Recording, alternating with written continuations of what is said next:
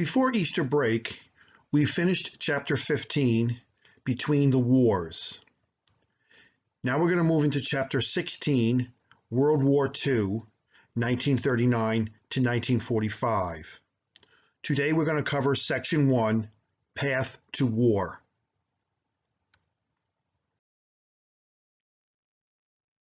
Now the League of Nations was created at the end of World War I to maintain world peace.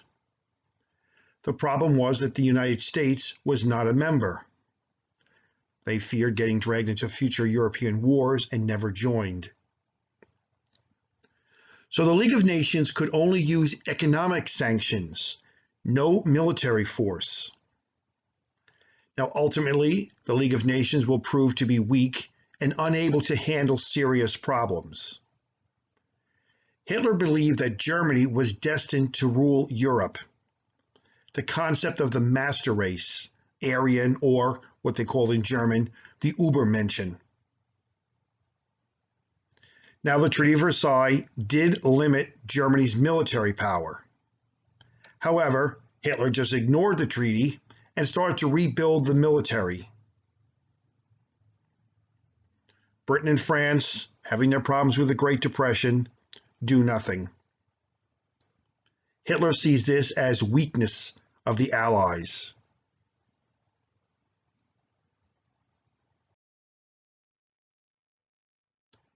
Now in 1938, Nazis take over the Austrian government.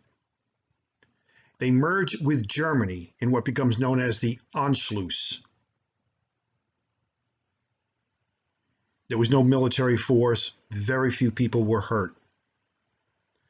Hitler was Austrian, so he wanted to annex Austria to make it part of Germany. This would make him a German, and the two combined governments became known as Greater Germany.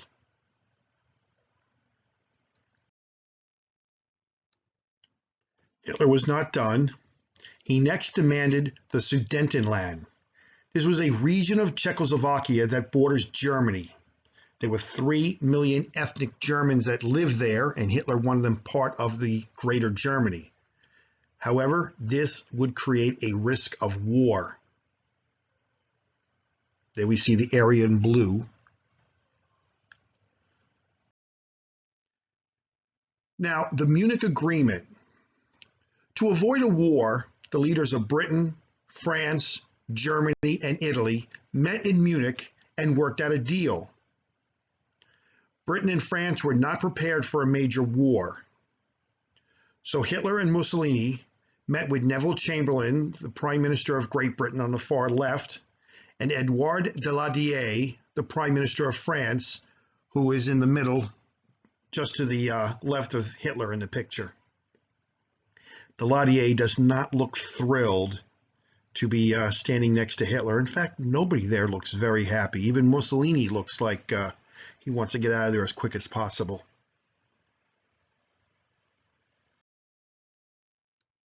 The president of Czechoslovakia, a man named Beneš, was not even invited to the meeting, even though they were going to decide the fate of his country. Ultimately, the British and French leaders agreed to allow Germany to have the Sudetenland in exchange for no further demands.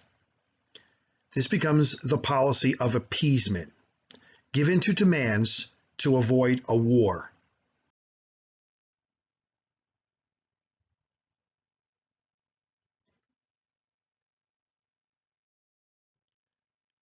Prime Minister Chamberlain flies back to London, and when he gets off the plane, gives a speech calling the meeting, the agreement, Peace in Our Time.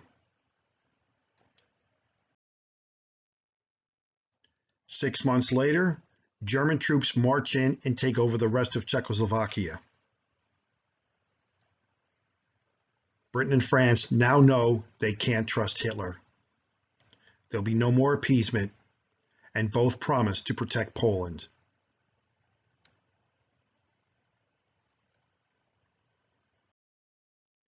Now Hitler wants to invade Poland next. Hitler is concerned about Stalin and the Soviet Union. He realizes he's not prepared for a war against the Soviet Union yet. So in August of 1939, Germany and the Soviet Union sign a treaty. The treaty is to help each other. The Soviets would help the Germans conquer Poland, and then they would get half of Poland. The world is shocked by this treaty. Here we see a political cartoon. We see Hitler on the left greeting Stalin on the right. The scum of the earth, I believe. You can see they're not being very kind of insulting each other, but lying between them is the dead body of Poland.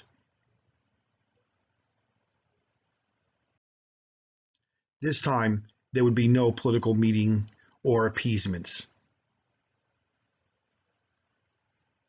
Well, that completes Section 1, Path to War. I hope you enjoyed it, and enjoy the rest of your day. Goodbye.